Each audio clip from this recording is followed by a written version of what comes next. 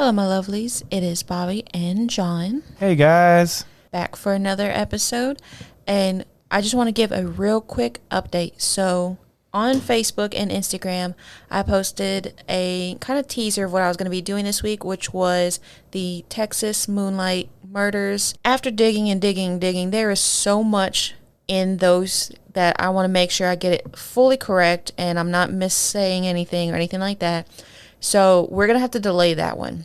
Instead, we're going to do a different one that he actually does not know that we're doing. I do not, apparently. You don't, or even why I asked you to sit in on this one for me. Okay. But we're going to be doing a little bit different, so I'm going to surprise you again on what we're doing. Okay.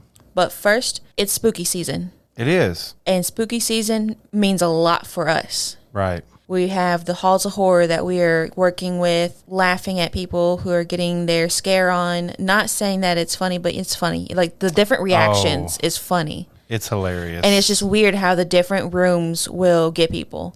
Well, and it's different. You know, I think one of the biggest things is the different people, the people you would think wouldn't be scared are the ones that are like, oh yeah, like you see those out. Like huge muscular deep voice like, I ain't scared of nothing. I ain't scared of nothing. And then they like, woo!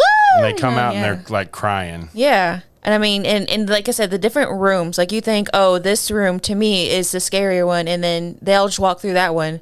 And then the next room, they're crying like a baby, and you're like, that room got you? Yeah. So it's like, it's really interesting to see, like, you know, how different rooms affect different people differently. So It's really cool. But on top of that, we also have your Halloween bash that's happening. Yeah. That's something. I mean, you've got, like, carnival stuff. I mean, not really carnival, but, like, you've got a bounce house.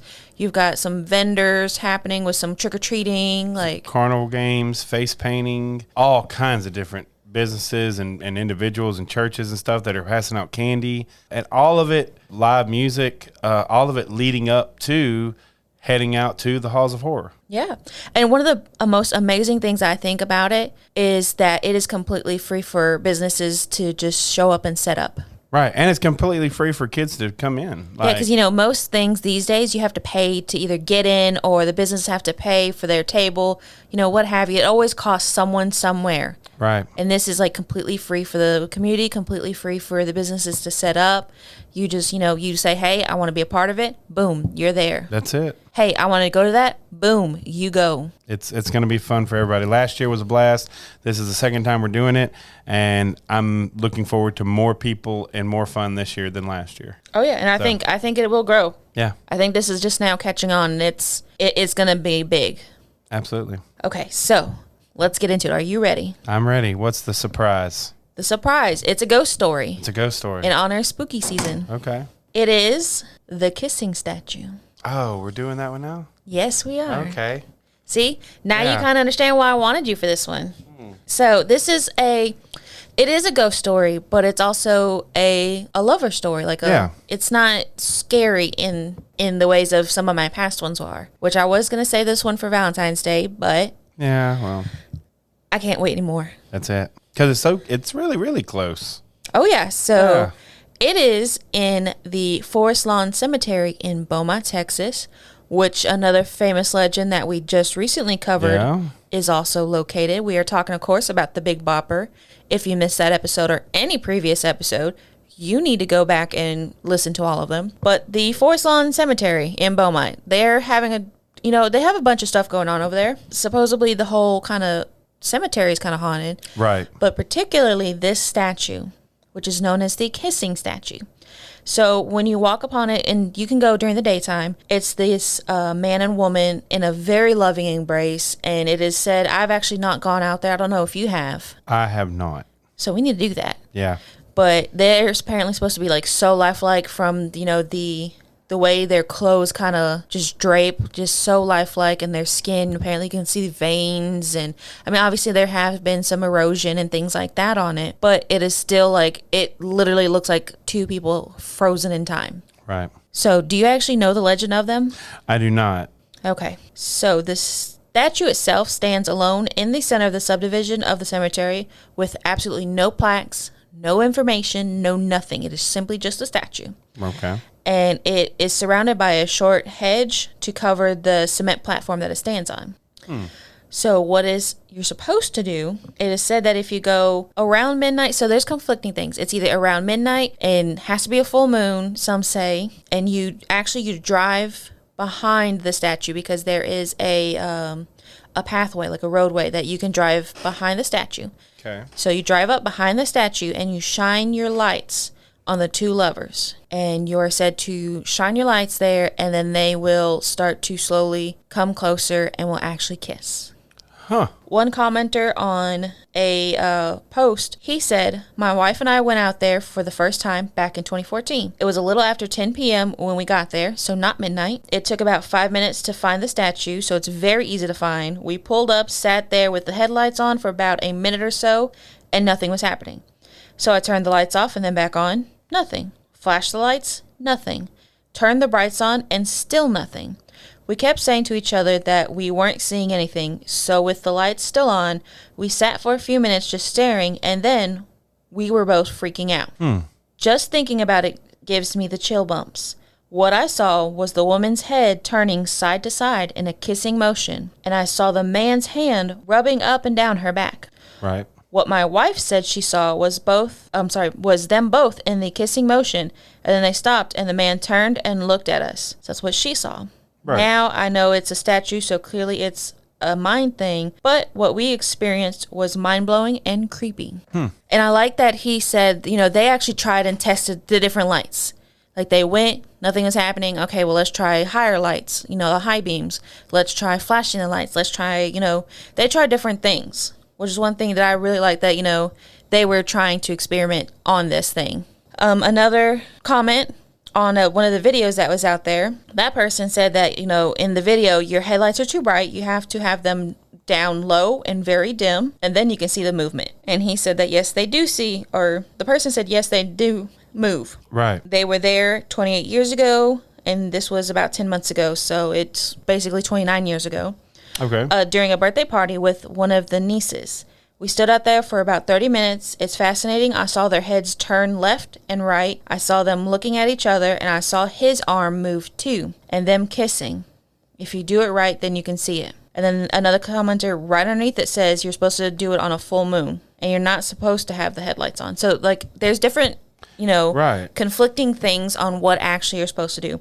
But the way I've always heard it is you have to have your headlights on. I've never heard of whether it had to be dim or bright, or, anything like that. Just your headlights has to be shown, or flashlights have to be shown on them. So it's just really interesting. And the fact that, that's two different people saying that apparently his arm also moves. Like, okay, once somebody's just, saying whatever. Twice, okay, that's a little bit more than maybe a coincidence.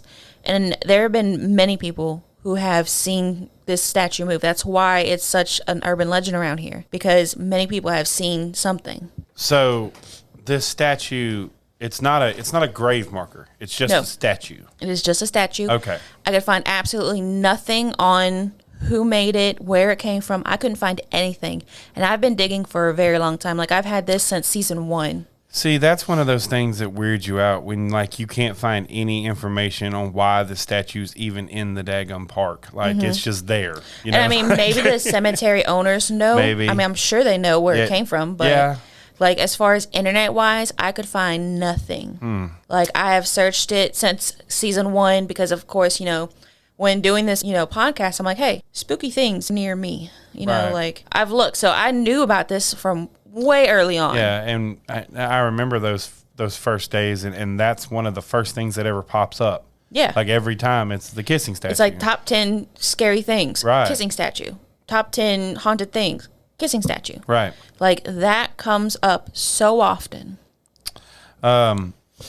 So yeah, I mean, I'm gonna have to go verify this one. This one's this one is definitely one that we have to do. I've had several people kind of talk and say, yeah, the kissing statue, it's a thing. Yeah. And so the real question is, what's actually making it move? Is it maybe somebody who is buried either in the cemetery or nearby that statue of two lovers that have, been caught in the statue? Is it just a trick of the light? See, that's kind of, okay, so we always talk about my belief and what, every time I get on the show, you're like, what do you think? So honestly, I don't believe that's a statue. Okay. I believe it's a headstone. I believe it's a commemorative headstone, and they don't know about it. And It's like an unmarked grave. correct. Okay. And I believe that there are ghostly forces underneath that are making that move.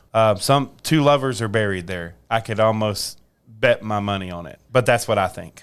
I mean, there are people that are buried there that obviously love each other. Mm-hmm. I mean, the Big Bopper and his wife are both there, for example. There are plenty of couples that are buried side by side there. So it stands to reason that, yes, there is probably someone out there that loves someone else that's just not ready to leave yet. The reason I say that, and here's why, is the hedge barrier. Normally, and I've seen, of course, you see statues with hedges around them, of course, but that doesn't look like a normal statue, like hedges. That looks like a barrier like you would see in a lot of common, like metal marker barriers, like around gravestones and stuff. That's what I think that is. I don't think that's just a bunch of hedges. I think it's a barrier around that, a barrier around that plot. Okay, so Forest Lawn Cemetery, we need answers. Yeah. We need to know. Do you know? Do you have the answers? Absolutely. I mean, because apparently if we're going with what you're saying, they might not even know. Yeah. I mean, how many times have there been unmarked graves around? Oh, absolutely. I mean, we've talked about, the yellow fever and all these epidemics of the past that have plagued our area. Silsbee, Olive, Beaumont, Galveston, Houston. Like, there were plenty of plagues and bad things that killed people to where they just could not handle that many bodies happening that fast. So that they had plenty of unmarked graves. And that's why, a lot of people, we've talked about this. If you, like in my area at least, if you own property, it's always kind of cool to just go take a metal detector and just go trace around your property, because you don't know, like she said, all these really big diseases back in the early 1900s, late 1800s, like they didn't necessarily bury them in a graveyard. A lot of these people just buried them in their backyard. They had family plots, they had, stuff like that. So it's always a cool thing to kind of go out and just kind of, check. I mean, I'd be kind of scared to, go digging in my yard. I'm not saying dig. I'm just saying with a metal detector. Oh, yeah. Like, just go check it out. I mean, just be weird just to, I'm going to go dig a flower bed and, found somebody. Yeah. That would freak me out. But, I mean, there's and you say that, there's always time for exploration. Oh, yeah. That's the big thing. But, yeah, as far as the kissing statue, it's very romantic. It is. Like, it's a very romantic story that, the two lovers are still bound together. Like, their love is that strong. Yeah. It's actually really beautiful. But it's also kind of creepy. It is creepy. Especially if they're, like, his hands, like, moving on her back and they're kissing. Yeah. I mean, I love, but you can keep that over there. Right. So, and if you have experienced anything, we can update. Yeah. We always give updates if we have heard anything new. So if you've had an experience you want me to, say, let me know. And it can be anonymous. It can be. I can be as open or as anonymous as you want me to be.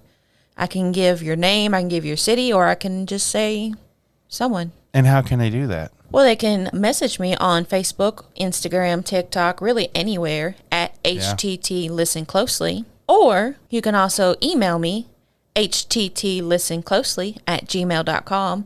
All of these I will answer. In fact, I actually recently got in contact with 2 different ladies wanting me to do 2 different hospitals. Yeah. Well, there was also that other girl who wanted you to look into the old Silsbee Hospital. Yeah. Yeah, so there's actually 3. Yeah, there's 3 hospitals that I'm kind of looking into all at once while also trying to do this, moonlight murder craziness and recent development of the Zodiac Killer that I want to cover. Yeah. Like, there's a lot going on right now. And boy, I can't wait till she does that episode, because I'm telling y'all right now, she's got a bombshell for y'all that she thinks. I mean, like, I feel other people have thought this. Yeah. But they could never really fully make the connections, or maybe they did, but still. Yeah. Like, it's just one of those things that you have to sit down and, like, piece it all together. And that's exactly like if you can, like, see me right now, I'm like in my mind, I'm like moving stuff and making the puzzle fit, because if you fit it to my narrative, it makes sense. Right. I'm not saying that is correct, but my narrative makes sense in my mind. Absolutely. But yeah, so definitely contact me, because like I said, I have 3 ladies who have contacted me wanting different information. One I'm working with, she wants to do just, spooky stuff around. So she's asking me, where can she go that's public, that she won't get in trouble with, things like that. So I'm helping her out. On top of, the other ones are just wanting to know. One works somewhere close by to one, and one had heard about one almost her entire life. Like, hey, I've heard about this one. Don't know if it's true or not. So it's just something interesting. Yeah. So definitely at HTT, listen closely. Yeah. You can find me. I promise. So in all this, I guess we would say, obviously, like Bobby always says, if you do decide to go to these places, please show the utmost respect to these graveyards. To the graveyard's property. Yes, do not trash them. Leave it better than what you came. No trespassing. Yeah, but maybe you should go out there. Check it out yourself. Maybe. But if you do, always remember to listen closely.